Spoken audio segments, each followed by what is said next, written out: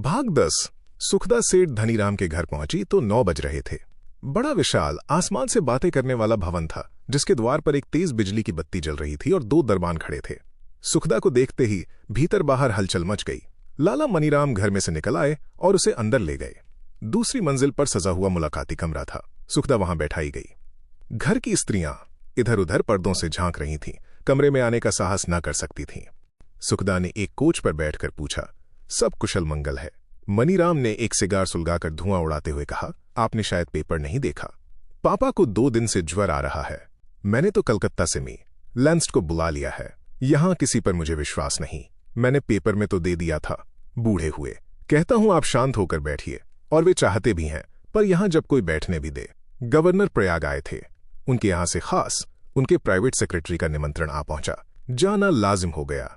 इस शहर में और किसी के पास निमंत्रण नहीं आया। इतने बड़े सम्मान को कैसे ठुकरा दिया जाता? वहीं सर्दी खा गए। सम्मान ही तो आदमी की जिंदगी में एक चीज है। यूं तो अपना अपना पेट सभी पालते हैं। अब ये समझिए कि सुबह से शाम तक शहर के रईसों का तांता लगा रहता है। सवेरे डिप्टी कमिश्नर और उनकी मेम साहब आई थीं। कमिश्नर ने भी हमदर्दी का तार भेजा है। 2-4 दिन की बीमारी कोई बात नहीं, ये सम्मान तो प्राप्त हुआ। सारा दिन अफसरों की खातिरदारी में कट रहा है। नौकर पान इलायची की तश्तरी रख गया। मनीराम ने सुखदा के सामने तश्तरी रख दी, फिर बोले, मेरे घर में ऐसी औरत की जरूरत थी जो सोसाइटी का आचार व्यवहार जानती हो और लेडियों का स्वागत सत्कार कर सके। इस शादी से तो वो बात पूरी हुई नहीं। मुझे मजबूर होकर दूसरा विवाह करना पड़ेगा।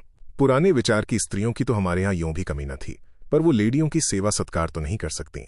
लेडियों के सामने तो उन्हें ला ही नहीं सकते। ऐसी फूहड़ गंवार औरतों को उनके सामने लाकर अपना अपमान कौन कराए? सुखदा ने मुस्कुराकर कहा, तो किसी लेडी से आपने क्यों विवाह न किया? मनीराम निस्संकोच भाव से बोला, धोखा हुआ। और क्या हम लोगों को क्या मालूम था कि ऐसे शिक्षित परिवार में लड़कियां ऐसी फूहड़ होंगी? अम्मा, बहनें और आसपास की स्त्रियां तो नई बहू से बहुत संतुष्ट हैं। वो व्रत रखती है, पूजा करती है, सिंदूर का टीका लगाती है, लेकिन मुझे तो संसार में कुछ काम कुछ नाम करना है। मुझे पूजा पाठ वाली औरतों की जरूरत नहीं, पर अब तो विवाह हो ही गया, ये तो टूट नहीं सकता। मजबूर होकर दूसरा विवाह करना पड़ेगा। अब यहां 2-4 लेडियां रोज ही आया चाहें, उनका सत्कार न किया जाए तो काम नहीं चलता। सब समझती होंगी ये लोग कितने मूर्ख हैं। सुखदा को इस 21 वर्ष वाले युवक की इस निस्संकोच सांसारिकता पर घृणा हो रही थी। उसकी स्वार्थ सेवा ने जैसे उसकी सारी कोमल भावनाओं को कुचल डाला था, यहां तक कि वो हास्यास्पद हो गया था। इस काम के लिए तो आपको थोड़े से वेतन में किरानियों की स्त्रियां मिल जाएंगी जो लेडियों के साथ साहबों का भी सत्कार करेंगी। आप इन व्यापार संबंधी समस्याओं को नहीं समझ सकती। बड़े बड़े मिलों के एजेंट आते हैं। अगर मेरी स्त्री उनसे बातचीत कर सकती तो कुछ न कुछ कमीशन रेट बढ़ जाता। ये काम तो कुछ औरत ही कर सकती हैं। मैं तो कभी न करूं, चाहे सारा कारोबार जहन्नुम में मिल जाए। विवाह का अर्थ जहां तक मैं समझा हूं वो यही है कि स्त्री पुरुष की सहगामिनी है। अंग्रेजों के यहां बराबर स्त्रियां सहयोग देती हैं। आप सहगामिनी का अर्थ नहीं समझे। मनीराम मुंह फट था। उसके मुसाहिब इसे साफ कोई कहते थे। उसका विनोद भी गाली से शुरू होता था, और गाली तो गाली थी ही। बोला, कम से कम आपको इस विषय में मुझे उपदेश करने का अधिकार नहीं है। आपने इस शब्द का अर्थ समझा होता तो इस वक्त आप अपने पति से अलग न होती और न वो गली कूचों की हवा खाते होते। सुखदा का मुखमंडल लज्जा और क्रोध से आरक्त हो उठा। उसने कुर्सी से उठकर कठोर स्वर में कहा, मेरे विषय में आपको टीका करने का कोई अधिकार नहीं है। लाला मनीराम, जरा भी अधिकार नहीं है। आप अंग्रेजी सभ्यता के बड़े भक्त बनते हैं। क्या आप समझते हैं कि अंग्रेजी पहनावा और सिगार ही उस सभ्यता के मुख्य अंग है? उसका प्रधान अंग है महिलाओं का आदर और सम्मान। वो अभी आपको सीखना बाकी है। कोई कुलीन स्त्री इस तरह आत्मसम्मान खोना स्वीकार न करेगी। उसका फर्जन सुनकर सारा घर थर्रा उठा, और मनीराम की तो जैसे जबान बंद हो गई। नैना अपने कमरे में बैठी हुई भावच का इंतजार कर रही थी। उसकी गरज सुनकर समझ गई कोई न कोई बात हो गई। दौड़ी हुई आकर बड़े कमरे के द्वार पर खड़ी हो गई। मैं तुम्हारी राह देख रही थी भाभी, तुम यहां कैसे बैठ गईं? सुखदा ने उसकी ओर ध्यान न देकर उसी रोष में कहा, धन कमाना अच्छी बात है, पर इज्जत बेचकर नहीं। और विवाह का उद्देश्य वो नहीं है जो आप समझे हैं। मुझे आज मालूम हुआ कि स्वार्थ में पड़कर आदमी का कहां तक पतन हो सकता है। नैना ने आकर उसका हाथ पकड़ लिया और उसे उठाती हुई बोली, अरे तो यहां से उठोगी भी? सुखदा और उत्तेजित होकर बोली, मैं क्यों अपने स्वामी के साथ नहीं गई? इसलिए कि वो जितने त्यागी हैं, मैं उतना त्याग नहीं कर सकती थी। आपको अपना व्यवसाय और धन अपनी पत्नी के आत्मसम्मान से प्यारा है। उन्होंने दोनों ही को लात मार दी। आपने गली कूचों की जो बात कही, इसका अगर वही अर्थ है जो मैं समझती हूं तो वो मिथ्या कलंक है। आप अपने रुपए कमाते जाइए। आपका उस महान आत्मा पर छींटे उड़ाना छोटे मुंह बड़ी बात है। सुखदा लोहार की एक को सोनार की 100 के बराबर करने की असफल चेष्टा कर रही थी। वो एक वाक्य उसके हृदय में जितना चुभा वैसा पहना कोई वाक्य वो न निकाल सकी। नैना के मुंह से निकला, भाभी तुम किसके मुंह लग रही हो? मनीराम क्रोध से मुट्ठी बंद कर बोला, मैं अपने ही घर में अपना ये अपमान नहीं सह सकता। नैना ने भावच के सामने हाथ जोड़कर कहा, भाभी मुझ पर दया करो, ईश्वर के लिए यहां से चलो। सुखदा ने पूछा, कहाँ है सेठ जी? जरा मुझे उनसे दो बातें करनी है। मनीराम ने कहा, आप इस वक्त उनसे नहीं मिल सकती, उनकी तबीयत अच्छी नहीं है और ऐसी बातें सुनना वो पसंद न करेंगे। अच्छी बात है, न जाऊंगी। नैना देवी, कुछ मालूम है तुम्हें? तुम्हारी एक अंग्रेजी सौत आने वाली है बहुत जल्द। अच्छा ही है, घर में आदमियों का आना किसे बुरा लगता है? एक दो जितनी चाहें आवें, मेरा क्या बिगड़ता है? मनीराम इस परिहास पर आप इसे बाहर हो गया। सुखदा नैना के साथ चली तो सामने आकर बोला, आप मेरे घर में नहीं जा सकती।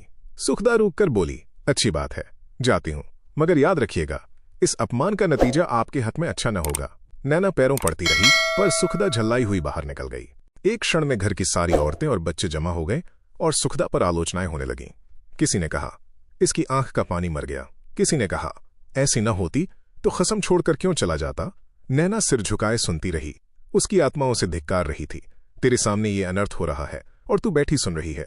लेकिन उस समय जबान खोलना कहर हो जाता। वो लाला समरकांत की बेटी है। इस अपराध को उसकी निष्कपट सेवा भी न मिटा सकी थी।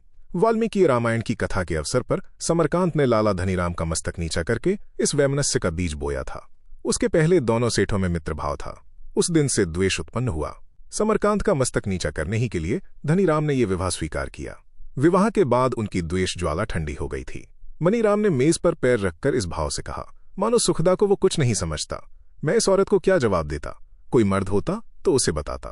लाला समरकांत ने जुआ खेलकर धन कमाया है, उसी पाप का फल भोग रहे हैं। ये मुझसे बातें करने चली हैं। इनकी माता है, उन्हें उस शोहदे शांति कुमार ने बेवकूफ बनाकर सारी जायदाद लिखा ली। अब टके टके को मुहताज हो रही हैं। समरकांत का भी यही हाल होने वाला है और ये देवी देश का उपकार करने चली हैं। अपना पुरुष तो मारा मारा फिरता है और आप देश का उद्धार कर रही हैं। अछूतों के लिए मंदिर क्या खुलवा दिया, अब किसी को कुछ समझती ही नहीं। अब म्यूनिसिपैलिटी से जमीन के लिए लड़ रही हैं। ऐसी गच्चा खाएंगी कि याद करेंगी। मैंने इन 2 सालों में जितना कारोबार बढ़ाया है, लाला समरकांत 7 जन्म में नहीं बढ़ा सकते। मनीराम का सारे घर पर आधिपत्य था। वो धन कमा सकता था, इसलिए उसके आचार व्यवहार को पसंद न करने पर भी घर उसका गुलाम था। उसी ने तो कागज और चीनी की एजेंसी खोली थी। लाला धनीराम घी का काम करते थे और घी के व्यापारी बहुत थे। लाभ कम होता था। कागज और चीनी का वो अकेला एजेंट था। नफा का क्या ठिकाना। इस सफलता से उसका सिर फिर गया था। किसी को न गिनता था। अगर कुछ आदर करता था तो लाला धनीराम का, उन्हीं से कुछ दबता भी था। यहां लोग बातें कर रहे थे कि लाला धनीराम खांसते, लाठी टेकते हुए आकर बैठ गए। मनीराम ने तुरंत पंखा बंद करते हुए कहा, आपने क्यों कष्ट किया बाबूजी? मुझे बुला लेते। डॉक्टर ने आपको चलने फिरने को मना किया था। लाला धनीराम ने पूछा, कि आज लाला समरकांत की बहू आई थी? मनीराम कुछ डर गया। जी हां, अभी अभी चली गई। धनीराम ने आंखें निकालकर कहा, तो तुमने अभी से मुझे मरा समझा लिया, मुझे खबर तक न दी। मैं तो रोक रहा था पर वो झल्लाई हुई चली गई। तुमने अपनी बातचीत से उसे अप्रसन्न कर दिया होगा, नहीं वो मुझसे मिले बिना न जाती। मैंने तो केवल यही कहा था कि उनकी तबीयत अच्छी नहीं है। तो तुम समझते हो, जिसकी तबीयत अच्छी न हो उसे एकांत में मरने देना चाहिए। आदमी एकांत में मरना भी नहीं चाहता। उसकी हार्दिक इच्छा होती है कि कोई संकट पड़ने पर उसके सगे संबंधी आकर उसे घेर लें। लाला धनीराम को खांसी आ गई। जरा देर के बाद वो फिर बोले, मैं कहता हूं तुम कुछ सीढ़ी तो नहीं हो गए? व्यवसाय में सफलता पा जाने ही से किसी का जीवन सफल नहीं हो जाता। समझ गए? सफल मनुष्य वो है जो दूसरों से अपना काम भी निकाले और उन पर एहसान भी रखे।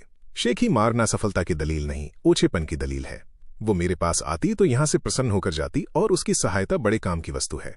नगर में उसका कितना सम्मान है, शायद तुम्हें इसकी खबर नहीं। वो अगर तुम्हें नुकसान पहुंचाना चाहे तो एक दिन में तबाह कर सकती है और वो तुम्हें तबाह करके छोड़ेगी। मेरी बात गिरह बंध लो। वो एक ही जिद्दी औरत है जिसने पति की परवाह न की, अपने प्राणों की परवाह न की। न जाने तुम्हें कब अकल आएगी। लाला धनीराम को खांसी का दौरा आ गया। मनीराम ने दौड़कर उन्हें संभाला और उनकी पीठ सहलाने लगा। 1 मिनट के बाद लाला जी को सांस आई। मनीराम ने चिंतित स्वर में कहा, इस डॉक्टर की दवा से आपको कोई फायदा नहीं हो रहा है। कविराज को क्यों न बुला लिया जाए, मैं उन्हें तार दिए देता हूं। धनीराम ने लंबी सांस खींचकर कहा, अच्छा तो हूंगा बेटा, मैं किसी साधु की चुटकी भर राख ही से। हाँ, वो तमाशा चाहे कर लो, और ये तमाशा बुरा नहीं रहा। थोड़े से रुपए ऐसे तमाशों में खर्च कर देने का मैं विरोध नहीं करता, लेकिन इस वक्त के लिए इतना बहुत है। कल डॉक्टर साहब से कह दूंगा, मुझे बहुत फायदा है, आप तशरीफ ले जाएं। मनीराम ने डरते डरते पूछा, कहिए तो मैं सुखदा देवी के पास जाऊं? धनीराम ने गर्व से कहा, नहीं, मैं तुम्हारा अपमान करना नहीं चाहता। जरा मुझे देखना है कि उसकी आत्मा कितनी उदार है। मैंने कितनी ही बार हानियां उठाई पर किसी के सामने नीचा नहीं बना। समरकांत को मैंने देखा, वो लाख बुरा हो पर दिल का साफ है, दया और धर्म को कभी नहीं छोड़ता। अब उनकी बहू की परीक्षा लेनी है। ये कहकर उन्होंने लकड़ी उठाई और धीरे धीरे अपने कमरे की तरफ चले। मनीराम उन्हें हाथों से संभाले हुए था।